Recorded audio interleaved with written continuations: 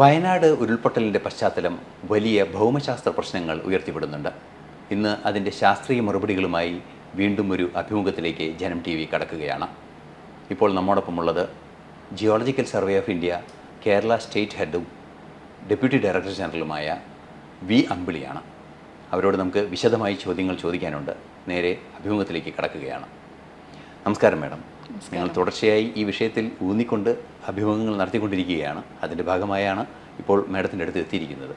ഈ വയനാട് ഉരുൾപൊട്ടൽ തന്നെയാണ് എൻ്റെയും വിഷയം. 84 മുതൽ അതിൻ്റെ ഒരു ഇൻറ്റൻസിറ്റി നമുക്കറിയാം, നേരിട്ടറിയാം.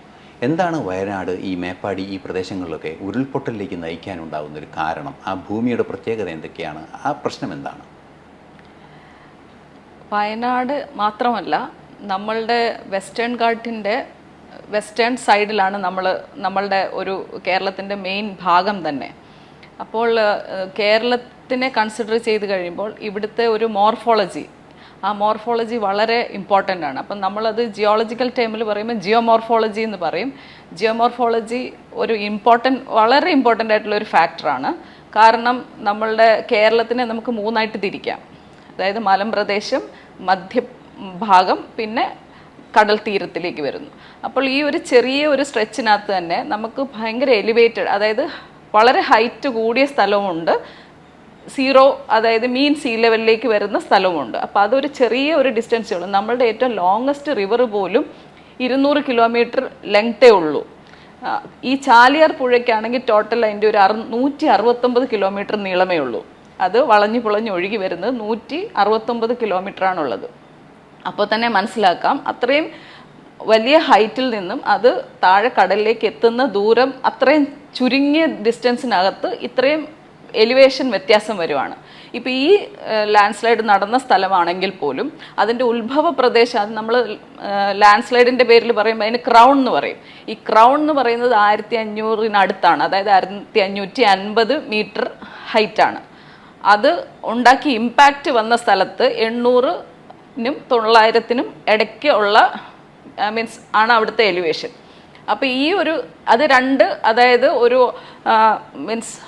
6 കിലോമീറ്റർ ഡിസ്റ്റൻസിനകത്ത് ഇത്ര 1000 മീറ്ററിൻ്റെ വ്യത്യാസം വരുവാണ്. അപ്പോൾ തന്നെ നമുക്ക് മനസ്സിലാകും അവിടുത്തെ സ്ലോപ്പ്.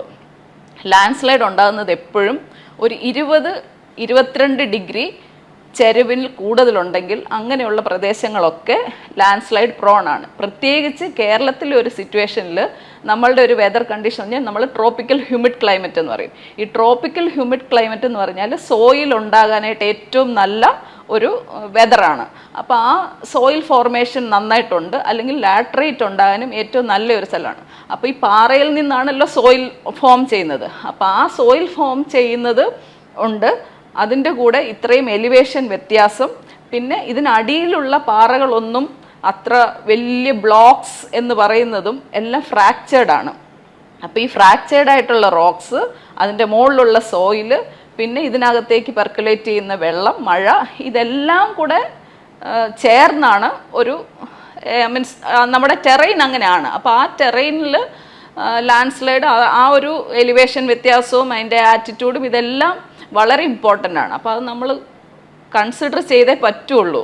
ഈ ലാൻഡ് സ്ലൈഡ് പ്രോൺ ഏരിയ ആണ്. അപ്പോൾ വയനാടിൻ്റെ നമ്മുടെ southern part, south west part, ഈ നോർത്ത് വെസ്റ്റ് പാർട്ട്, ഈ ഭാഗങ്ങളെല്ലാം തന്നെ ലാൻഡ് സ്ലൈഡിന് പ്രോൺ ആണ്. ഇപ്പോൾ ഈ അടുത്ത കാലങ്ങളിലായി തുടർച്ചയായി ചർച്ച ചെയ്യുന്നൊരു വിഷയമാണ്. ഇപ്പോൾ നേരത്തെ നമ്മൾ സംസാരിച്ചപ്പോഴും പറഞ്ഞു, ഇത് മുൻകൂട്ടി അറിയുന്നതിനുള്ളൊരു ഫോർകാസ്റ്റ് മോഡൽ. ആ ഫോർകാസ്റ്റ് മോഡൽ പല യൂണിവേഴ്സിറ്റികളുടെ ഉണ്ടായി, IIT-യുടെ ഉണ്ടായി എന്നൊക്കെ ഇന്നലെ അടുത്തൊക്കെ വാർത്തകൾ പുറത്തു വരികയുണ്ടായി. ഈ ഫോർകാസ്റ്റ് മോഡൽ എത്ര കണ്ട് സാധ്യമാണ്? പ്രത്യേകിച്ച് ഈ കേരളത്തിലുണ്ടായ ഉരുൾപൊട്ടലുകളുടെ പശ്ചാത്തലത്തിൽ ഫോർകാസ്റ്റ് മോഡലുകൾ എത്ര കണ്ട് ഇഫക്റ്റീവാണ്? ഫോർകാസ്റ്റ് മോഡൽ എന്ന് പറയുമ്പം നമ്മൾ ഇപ്പം ഹിമാലയൻ ടെറയിലുണ്ടാകുന്ന ഒരു ലാൻഡ് സ്ലൈഡ് പോലെ അല്ല നമ്മളുടെ വെസ്റ്റേൺ ഘാട്ടിലുണ്ടാകുന്ന ലാൻഡ് സ്ലൈഡ്. നമ്മളുടെ വെസ്റ്റേൺ ഘാട്ടിലുണ്ടാകുന്ന ലാൻഡ് സ്ലൈഡിലെ 99%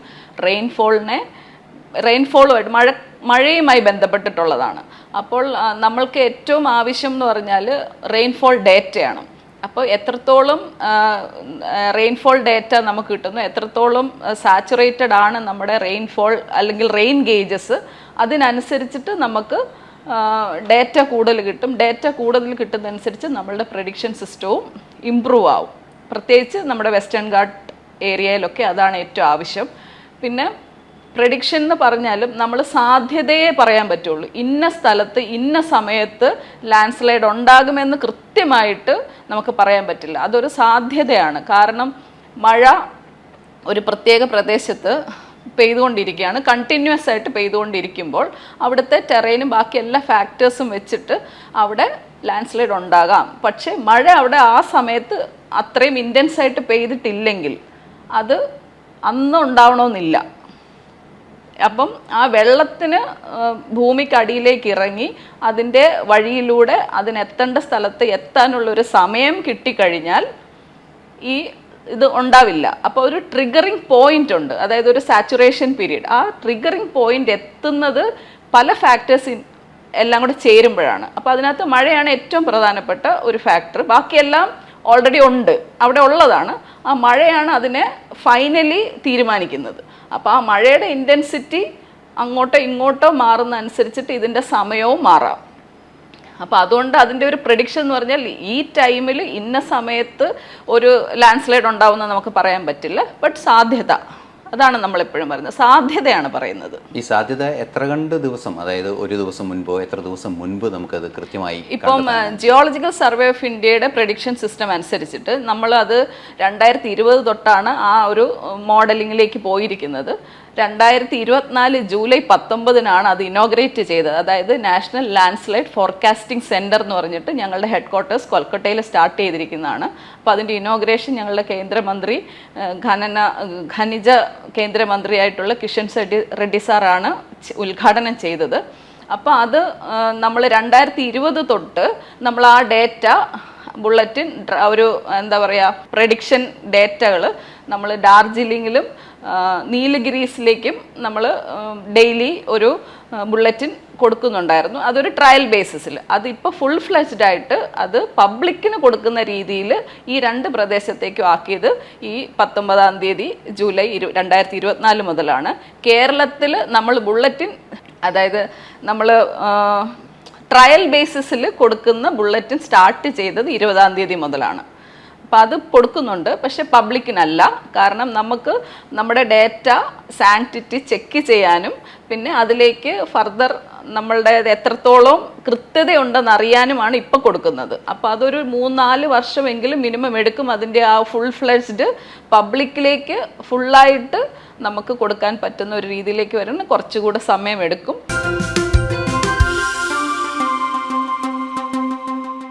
നേരത്തെ നമ്മൾ പറഞ്ഞു വെച്ച ആ പ്രഡിക്ഷൻ സംവിധാനങ്ങൾ അല്ലെങ്കിൽ മുന്നറിയിപ്പായി നൽകുന്ന സംവിധാനങ്ങൾ ജനങ്ങൾക്ക് ലഭ്യമാകുന്നതിന് ചില ആപ്പുകളൊക്കെ ഉണ്ടാക്കാൻ സാധ്യതയുണ്ട്. അതിൽ അങ്ങനെയൊക്കെയുള്ള സാധ്യതകളുണ്ടെന്ന് പറയുന്നു. അത്തരത്തിലൊരു ആപ്പ് ഉണ്ടായാൽ തീർച്ചയായും ആ ആപ്പ് വഴി നമുക്ക് വിവരങ്ങൾ ലഭിക്കും. മാത്രമല്ല ആ പ്രദേശത്തുള്ള ആളുകൾക്ക് അവിടെ നിന്നുള്ള വിവരങ്ങൾ തിരിച്ചു നൽകാനും സാധിക്കും. അങ്ങനെ ഒരു സാധ്യത അതിനുണ്ടോ? തീർച്ചയായിട്ടും ഉണ്ട്. നമ്മൾക്ക് ഒരു വെബ് പോർട്ടലും ഉണ്ട്, നമ്മൾ ആപ്പ് ഓൾറെഡി ഡെവലപ്പ് ആയിട്ടുമുണ്ട്. അപ്പോൾ ആ വെബ്സൈറ്റിൻ്റെ പേര് അല്ലെങ്കിൽ ആ പോർട്ടലിൻ്റെ പേരെന്ന് പറയുന്നത് ഭൂസങ്കേത് എന്നാണ്, ഭൂസങ്കേത്. അപ്പോൾ ഈ ആപ്പിലും നമ്മൾക്ക് പൊതുജനങ്ങൾക്കും സ്റ്റേക്ക് ഹോൾഡേഴ്സിനും അത് ലോഗിൻ ചെയ്തിട്ട് അതിനകത്തുനിന്ന് നമുക്ക് ഡേറ്റ എടുക്കാം. പിന്നെ നമ്മുടെ ലാൻഡ് സ്ലൈഡ് സസെപ്റ്റബിലിറ്റി മാപ്പ് ഉണ്ട്, ഇന്ത്യയിലെ മൊത്തമായിട്ടുണ്ട്. അതിനകത്തുനിന്ന് അതാത് ജില്ലകളുടേതായിട്ടോ സ്റ്റേറ്റിൻ്റേതായിട്ടോ നമുക്ക് ആ സസെപ്റ്റബിലിറ്റി മാപ്പ് ഡൗൺലോഡ് ചെയ്യാം. പിന്നെ ഈ ബുള്ളറ്റിൻസും അതിനകത്തേക്ക് നമ്മൾ അപ്ലോഡ് ചെയ്യുന്നുണ്ട്. ഈ പോർട്ടലിനകത്തും പൊതുജനങ്ങൾക്കും സ്റ്റേക്ക് ഹോൾഡേഴ്സിനും അവർക്ക് അവിടെ നിന്ന് കിട്ടുന്ന ഇൻഫർമേഷൻസിനെയും മീൻസ് അതിനകത്തേക്ക് ആഡ് ചെയ്യാനുള്ള പ്രൊവിഷനുണ്ട്. ഈ വെബ് പോർട്ടലുമായിട്ട് ലിങ്ക് ചെയ്തിട്ടാണ് നമ്മളൊരു ആപ്പും ഡെവലപ്പ് ചെയ്തിരിക്കുന്നത്. ആ ആപ്പിൻ്റെ പേരാണ് ഭൂസ്ഖലൻ എന്നാണ് ആപ്പിൻ്റെ പേര്. അതിപ്പോൾ പ്ലേ സ്റ്റോറിൽ അവൈലബിൾ ആണ്. പക്ഷേ ഫുള്ളായിട്ട് ഇപ്പം പബ്ലിക്കിലേക്ക് നമ്മൾ കേരളത്തിൽ അതായിട്ടില്ല. ഞാൻ പറഞ്ഞല്ലോ കുറച്ചുകൂടെ അതിൻ്റെ ഡെവലപ്മെൻറ്റ്സ് നടക്കുന്നുണ്ട്. അപ്പോൾ അതിനകത്ത് ഇതുപോലെ നമുക്ക് നമ്മുടെ മൊബൈൽ നമ്പർ വെച്ചിട്ടാണ് ഇതിനകത്തേക്ക് ലോഗിൻ ആകുന്നത്. അതുകൊണ്ട് തന്നെ അത് ജിയോ ടാഗ്ഡ് ആണ്. അപ്പം നമുക്ക് ഇൻഫോർമേഷൻസ് നമ്മൾ നിൽക്കുന്ന സ്ഥലത്ത് അപ്പോൾ കാണുന്ന വിവരങ്ങൾ, മഴയുടെ ഇത് അല്ലെങ്കിൽ ലാൻഡ് സ്ലൈഡിൻ്റെ എന്തെങ്കിലും ഉണ്ടെങ്കിൽ അല്ലെങ്കിൽ ഫോട്ടോസ്, ഇങ്ങനെ എല്ലാ കാര്യങ്ങളും അതിനകത്തേക്ക് നമുക്ക് പൊതുജനങ്ങൾക്കും അതിനകത്തേക്ക് അപ്ലോഡ് ചെയ്യാൻ പറ്റും. അപ്പോൾ അത്രയും നമുക്ക് ഡേറ്റ ഇൻഫർമേഷൻസ് കിട്ടുന്നതും കൂടെ ചേർത്തിട്ടാണ് നമ്മളുടെ പ്രഡിക്ഷൻ സിസ്റ്റം കുറച്ചുകൂടെ നല്ല ഹയർ ലെവലിലേക്കുള്ള ആക്യുറസിയിലേക്ക് വരാൻ പറ്റും. അപ്പോൾ ആ ഒരു ഇത് ചെയ്യുന്നുണ്ട്. ഇത് നമ്മൾ നീലഗിരീസിലും ഡാർജിലിങ്ങിലും ഓൾറെഡി ചെയ്തു തുടങ്ങി. ആ ബുള്ളറ്റിൻസും വളരെ പബ്ലിക്കിലേക്ക് കൊടുത്തു തുടങ്ങിയിട്ടുണ്ട്. അതിനകത്ത് നമ്മൾ ഈ മൊബൈൽ ആപ്പിലേക്ക് വന്നു കഴിയുമ്പോൾ നമുക്ക് മെസ്സേജസും വരും. ഇന്ന സ്ഥലത്ത് ഇത്ര മഴ പെയ്യുന്നുണ്ട്, ഇന്ന സ്ഥലത്ത് ലാൻഡ് സ്ലൈഡ് ഉണ്ടാവാൻ സാധ്യതയുണ്ട്, അങ്ങനെയുള്ള മെസ്സേജസും നമുക്ക് കിട്ടും. തീർച്ചയായും ഇതുപോലെ ജനങ്ങളെ അറിയിക്കുക അല്ലെങ്കിൽ ജനങ്ങളെ കൂടുതൽ പ്രബുദ്ധരാക്കുക എന്നൊരു ഉത്തരവാദിത്വം തന്നെയാണ് ഇതിൽ പ്രധാനമായൊരു ഘടകമെന്നാണ് മാഡം സംസാരിക്കുമ്പോൾ നമുക്ക് തോന്നുന്നത്. അത്തരത്തിലൊരു ബോധവൽക്കരണത്തിൻ്റെ സാധ്യത പല സ്ഥലങ്ങളിലും വിജയിച്ചിട്ടുണ്ട്, നോർത്ത് ഈസ്റ്റിലൊക്കെ വിജയിച്ചിട്ടുണ്ടെന്ന് മാഡം തന്നെ എന്നോട് പറയുകയുണ്ടായി. അത്തരത്തിൽ നോർത്ത് ഈസ്റ്റിൽ വിജയിച്ച ഇത്തരത്തിലുള്ള ഈ നടപടികൾ ഇവിടെ കേരളത്തിലും അതുപോലെ തന്നെ കേരളത്തിലെ സർക്കാരുമായി സഹകരിച്ചൊക്കെ ചെയ്യാനുള്ള നീക്കങ്ങളുണ്ടോ? തീർച്ചയായിട്ടും. നമ്മൾ അതായത് ലാൻഡ് സ്ലൈഡിൻ്റെ നോഡൽ ഏജൻസി എന്ന് പറയുന്നത് ജിയോളജിക്കൽ സർവേ ഓഫ് ഇന്ത്യയാണ്. അപ്പോൾ നമ്മളിപ്പോൾ ഒരു ലാൻഡ് സ്ലൈഡ് ഉണ്ടായി കഴിഞ്ഞാൽ പോലും നമ്മൾ ആ സ്ഥലത്ത് പോയിട്ട് നമുക്ക് ചില SOP ഉണ്ട്. ആ SOP പ്രകാരം നമ്മൾ ഡാറ്റ കളക്ഷനും അതും നമ്മളുടെ ഈ പോർട്ടലിലേക്ക് ആവശ്യമുള്ളതാണ്. കാരണം നമുക്ക് ഡാറ്റ ഡെൻസിറ്റി കൂടുന്നതനുസരിച്ച് നമ്മുടെ ആക്യുറസിയും പ്രഡിക്ഷനും എല്ലാം കൂടും. അപ്പോൾ അങ്ങനെ നമ്മൾ ഡാറ്റ കളക്ഷൻസ് കംപ്ലീറ്റ് ആയിട്ട് ചെയ്യുന്നുണ്ട്. അപ്പോൾ ഈ ഡാറ്റ എല്ലാം ഇൻകോർപ്പറേറ്റ് ചെയ്യുന്നതിൻ്റെ കൂടെ തന്നെ നമ്മൾക്ക് ഏറ്റവും ആവശ്യമാണ് ഇതുപോലുള്ള പബ്ലിക് അവയർനെസ് എന്ന് പറയുന്നത്. കാരണം ലാൻഡ് സ്ലൈഡ് പ്രകൃതിയുടെ ഒരു പ്രതിഭാസമാണ്. അപ്പോൾ അതിനെ നമുക്ക് മുഴുവനായിട്ടും തടഞ്ഞു നിർത്താനോ അല്ലെങ്കിൽ പ്രകൃതിയുടെ ശക്തിയെ നമുക്ക് ഒരു രീതിയിലും മീൻസ് തടയാൻ പറ്റില്ല. അപ്പോൾ അങ്ങനെ തടയാൻ പറ്റാത്ത പ്രകൃതി പ്രതിഭാസങ്ങളെ നമ്മൾക്ക് ആക്സെപ്റ്റ് ചെയ്തേ പറ്റുള്ളൂ. ഇപ്പോൾ ഭൂമികുലുക്കം നമുക്ക് നിർത്താൻ പറ്റുന്ന കാര്യമല്ല, ലാൻഡ് സ്ലൈഡ് നിർത്താൻ പറ്റുന്ന കാര്യമല്ല, ഇതല്ല വെതറിൻ്റെ റിലേറ്റഡ് ആയിട്ടുള്ള കൊടുങ്കാറ്റ് നിർത്താൻ പറ്റുന്നതല്ല, ഒരു സുനാമി വരുന്നു നിർത്താൻ പറ്റുന്ന കാര്യങ്ങളല്ല. അപ്പോൾ ഇങ്ങനെ നിർത്താൻ പറ്റാത്ത പ്രകൃതി പ്രതിഭാസങ്ങളെ നമ്മൾ എങ്ങനെയാണ് അഭിമുഖീകരിക്കുക എന്നുള്ളതാണ്. അതിന് നമുക്ക് അവയർനെസ് ആണ് ആവശ്യം. അപ്പം അത് സ്കൂളിലെ കരിക്കുലത്തിലും അതൊരു ഇമ്പോർട്ടൻറ്റ് പാർട്ടാണ്. കുട്ടികളിൽ കൂടെ അവയർനെസ് കൊടുക്കുക, പബ്ലിക്കിന് അവയർനെസ് കൊടുക്കുക. അതായത് പഞ്ചായത്തിലും അല്ലെങ്കിൽ അങ്ങനെയുള്ള അഡ്മിനിസ്ട്രേറ്റീവ് ബോഡീസ് വഴി എല്ലാ ലെവലിലുള്ള ആൾക്കാർക്കും അവയർനെസ് കൊടുത്തിട്ട് ഇങ്ങനെ ഒരു സാഹചര്യം ഉണ്ടായാൽ നമ്മൾ എന്ത് ചെയ്യണം എന്നുള്ള രീതിയിൽ പ്രിപ്പയർഡ്നെസ് അത് ഏറ്റവും ആവശ്യമാണ്. ഈ നാച്ചുറൽ ഡിസാസ്റ്ററിൻ്റെ അവിടെ എല്ലാം ആവശ്യം പ്രിപ്പയർഡ്നെസ് ആണ്. അപ്പം നമ്മളതിനെ പ്രിപ്പയർ ചെയ്യുക എന്നുള്ളതാണ് ഏറ്റവും ഇമ്പോർട്ടൻ്റ് ആയിട്ടുള്ള കാര്യം. ഇപ്പോൾ ഭൂകമ്പത്തിൻ്റെ വിഷയങ്ങളൊക്കെ ഇപ്പോൾ പറയുകയുണ്ടായി. കേരളത്തിലും ചില പ്രശ്നങ്ങൾ അത്തരത്തിൽ ഉണ്ടാകുന്നുണ്ട്. അത് വലിയ തോതിലില്ല, ഇതുവരെ റിപ്പോർട്ട് ചെയ്യപ്പെട്ടിട്ടില്ല എങ്കിൽ കൂടി ഈ ഭൂകമ്പത്തിൻ്റെ വലിയൊരു ആഘാതം സുനാമിയായി ഏറ്റുവാങ്ങിയ ഒരു സംസ്ഥാനം കൂടിയാണ്. അതുകൊണ്ട് തന്നെ സുനാമി പോലുള്ള വിഷയങ്ങളുടെ മുന്നറിയിപ്പ് ഇത്തരത്തിൽ സാധ്യമാകുമോ? സുനാമിയുടെ മുന്നറിയിപ്പ് സാധ്യമാണ്. അത് ഇൻകോയ്സ് എന്ന് പറഞ്ഞിട്ട് നമുക്ക് തന്നെ ഹൈദരാബാദിലൊരു GSA അല്ല, മിനിസ്ട്രി ഓഫ് എർത്ത് സയൻസിൻ്റെ കീഴിൽ ഇൻകോയ്സ് എന്ന് പറഞ്ഞൊരു ഓർഗനൈസേഷൻ ഉണ്ട്. അവർക്ക് വളരെ നന്നായിട്ട് ആ പ്രഡിക്ഷൻ സിസ്റ്റം വർക്ക് ചെയ്യുന്നുണ്ട്. അത് അവർ ചെയ്യുന്നുണ്ട്. അപ്പം അതിൽ പ്രശ്നങ്ങളൊന്നുമില്ല. ഞാൻ പറഞ്ഞ പോലെ നമ്മൾ ഈ ഭൂമിയിലുണ്ടാകുന്ന ഇതുപോലത്തെ പ്രതിഭാസങ്ങൾ സാധ്യതകൾ നമുക്ക് വളരെ കൃത്യമായിട്ട് പറയാൻ പറ്റും. അപ്പം അത് മുന്നോട്ട് നമുക്ക് GSAയുടെ ഒരു റെപ്രസെൻറ്റേഷൻ എന്ന നിലയിൽ എനിക്ക് തോന്നുന്നു നമുക്കൊരു 3-4 വർഷം കൊണ്ട് അത് ഫുൾ ഫ്ലെജ്ഡ് ആയിട്ട് നമുക്ക് ചെയ്യാൻ പറ്റും എന്നുള്ള പൂർണ്ണ ബോധ്യതയുണ്ട്. ഇനി നമ്മുടെ ഈ അപകടം നടന്ന പ്രദേശങ്ങളിലേക്ക് പോവുകയാണെങ്കിൽ ഈ വിലങ്ങാടായാലും പുത്തുമലയായാലും അതുപോലെ തന്നെ മുണ്ടക്കയായാലും ഈ മേഖലകളിലെല്ലാം ഈ അപകടത്തിൻ്റെ ആഘാതം ഉണ്ടായിക്കഴിഞ്ഞൊരു പ്രദേശമാണ്. റെസ്ക്യൂ ഓപ്പറേഷൻസ് ഇന്നും തുടരുകയാണ്, ഇനിയും തുടരുമെന്നാണ് അറിയാൻ സാധിക്കുന്നത്. ഇനി അതിൻ്റെ പരിശോധനകളും പഠനങ്ങളും വേണ്ടതുണ്ട്. ആ പഠനങ്ങൾ ഏതൊക്കെയാണ്? ഇപ്പോൾ നേരത്തെ എന്നോട് സംസാരിച്ചപ്പോൾ പറഞ്ഞത് 40-ലേറെ പാരാമീറ്റേഴ്സിനനുസരിച്ച് അതിൽ പ്രധാനപ്പെട്ട ഘടകങ്ങൾ എന്തൊക്കെയാണെന്നൊന്ന് പറയാം. നമ്മൾ പ്രത്യേകിച്ച് ലാൻഡ് സ്ലൈഡ് പഠിക്കുക എന്ന് പറയുമ്പോൾ ആദ്യം തന്നെ ഇന്ന് നമുക്ക് ഏറ്റവും ഫേവറബിൾ ആയിട്ടുള്ള കുറേ ഡേറ്റ അവൈലബിൾ ആണ്. കാരണം നമ്മുടെ സാറ്റലൈറ്റ് ഇമേജറീസ് നമുക്ക് ഓരോ സീസണലായിട്ടും അല്ലെങ്കിൽ ഡെയിലി തന്നെ വരുന്ന ചേഞ്ചസ് പല ഏജൻസീസ് ഉണ്ട്. അപ്പം ഫ്രീ ആയിട്ട് അവൈലബിൾ ആയിട്ടുള്ള സാറ്റലൈറ്റ് ഇമേജറീസ് ഉണ്ട്. അപ്പോൾ ഇതെല്ലാം നമ്മൾ അതിൽ നിന്നാണ് പലതും ഇപ്പോൾ ഡിറൈവ് ചെയ്ത് എടുക്കുന്നത്. അപ്പം അങ്ങനെയുള്ള നമ്മൾക്ക് ഇപ്പോൾ ഒരു ടൈം സീരീസ് ആയിട്ട്, അതായത് 2000-ലെ ഇമേജ് നമ്മുടെ കയ്യിലുണ്ട്, 2011-ലെ 2005-ലെ ഉണ്ടാവും, 10-ലെ ഉണ്ടാവും. അപ്പോൾ തന്നെ നമുക്ക് ഇതിൻ്റെ ചേഞ്ചസ് ആ സ്ഥലങ്ങളിൽ ഇതുപോലെ സാധ്യതയുള്ള സ്ഥലങ്ങളിലെ ചേഞ്ചസ് നമുക്ക് കൃത്യമായിട്ട് പഠിക്കാൻ പറ്റുന്നുണ്ട്. അപ്പോൾ ഏത് വർഷമാണ് അങ്ങനെ സംഭവിച്ചത് എന്നുള്ളതും നമുക്ക് കൃത്യമായിട്ട് അറിയാൻ പറ്റും. അപ്പം അതായത് ഹിസ്റ്റോറിക്കൽ ലാൻഡ് സ്ലൈഡ് ഡേറ്റയും നമുക്ക് കിട്ടാനുള്ള സാധ്യതയുണ്ട്. അപ്പോൾ ഈ ഇമേജറീസ് ഒക്കെ വളരെ നന്നായിട്ട് പഠിക്കുക, അതാണ് ബേസിക്കായിട്ട് നമ്മൾ ചെയ്യുന്നത്.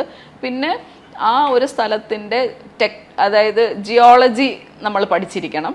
അവിടുത്തെ പാറയുടെ ഘടന, ആ പാറയിലുള്ള വിള്ളലുകളും അല്ലെങ്കിൽ ഫ്രാക്ചേഴ്സ് അതെങ്ങനെയാണെന്നും അവിടുത്തെ സോയിലിൻ്റെ തിക്നെസ് എത്രയാണെന്നും അങ്ങനെയുള്ള കുറേ ഫാക്ടേഴ്സ്. പിന്നെ ഈ സ്ലോപ്പ്, മീൻസ് ഈ സ്ലോപ്പൊക്കെ തന്നെ ഇപ്പം നമുക്ക് ഇമേജറിയിൽ നിന്ന് പഠിക്കാൻ പറ്റും. സ്ലോപ്പിൻ്റെ ഡയറക്ഷൻ എങ്ങോട്ടാണ്, സ്ലോപ്പിൻ്റെ ഗ്രേഡിയൻ്റ് എത്രയാണ്, ഇതെല്ലാം നമുക്ക് ഈ സാറ്റലൈറ്റ് ഇമേജസ് ഉപയോഗിച്ചിട്ട്, പിന്നെ അവിടുത്തെ ഡ്രെയിനേജ് പാറ്റേൺ, അതായത് ഈ വൃഷ്ടി പ്രദേശങ്ങളിലുള്ള നമ്മൾ നദിയെ തന്നെ പലതായിട്ട് തിരിക്കും. അതായത് ആദ്യം വരുന്ന നദികളെ ഫസ്റ്റ് ഓർഡർ, ചെറിയ ചെറിയ ചാലുകളെ ഫസ്റ്റ് ഓർഡർ എന്ന് പറയും. അത് രണ്ടും കൂടെ ചേർന്ന് കഴിയുമ്പോഴാണ് സെക്കൻഡ് ഓർഡർ എന്ന് പറയുക.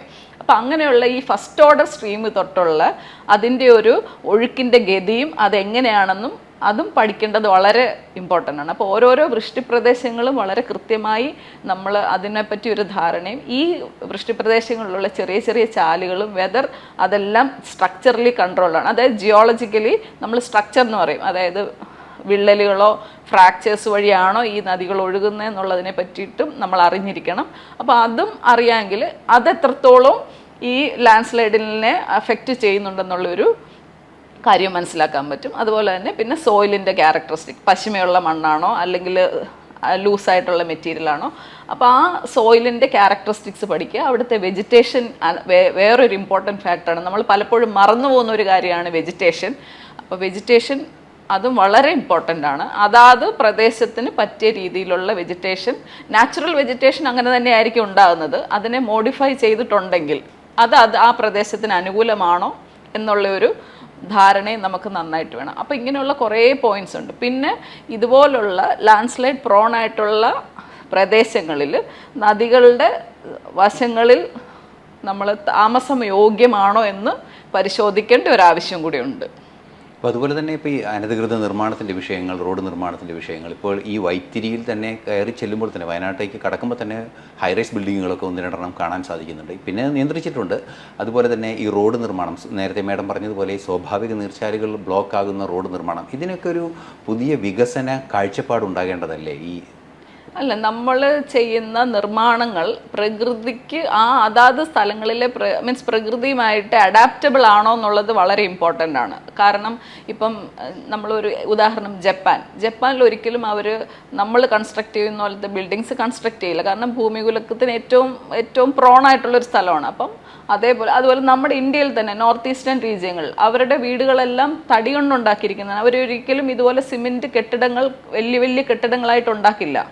അല്ലെങ്കിൽ അത്രയും സ്റ്റേബിളായിട്ടുള്ള സ്ഥലങ്ങളിൽ അവർ അങ്ങനത്തെ കെട്ടിടങ്ങളിലേക്ക് പോവുള്ളൂ. അപ്പോൾ അതുപോലെ നമ്മൾ അതാത് പ്രദേശത്തിൻ്റെ അല്ലെങ്കിൽ അവിടുത്തെ ഒരു ജിയോളജി എങ്ങനെയാണെന്നും കൂടി അറിഞ്ഞിട്ട് വേണം നമ്മൾ അവിടെയുള്ള കൺസ്ട്രക്ഷൻസ്. കാരണം നമ്മൾ പലപ്പോഴും നദികളുടെ ഫ്ലഡ് പ്ലെയിൻ എന്ന് പറയുന്നത് നദിക്ക് വെള്ളം പൊങ്ങുമ്പോൾ ഒഴുകാനുള്ള സ്പേസ് ആണ് ഈ ഫ്ലഡ് പ്ലെയിൻ.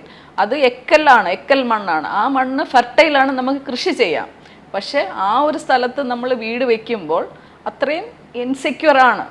നാളെ എന്ത് സംഭവിക്കാം, അതൊരിക്കലും സ്റ്റേബിളായിട്ടൊരു സ്ഥലമല്ല. അപ്പം അങ്ങനെയുള്ള സ്ഥലങ്ങൾ, പ്രത്യേകിച്ച് ഈ ലാൻഡ് സ്ലൈഡ് പ്രോൺ ആയിട്ടുള്ള സ്ഥലങ്ങളിലൊക്കെ അങ്ങനെയുള്ള പ്രദേശങ്ങൾ നമ്മൾ ഫ്രീ ആയിട്ട് വിടുക എന്നുള്ളതാണ് ഏറ്റവും അനുയോജ്യം.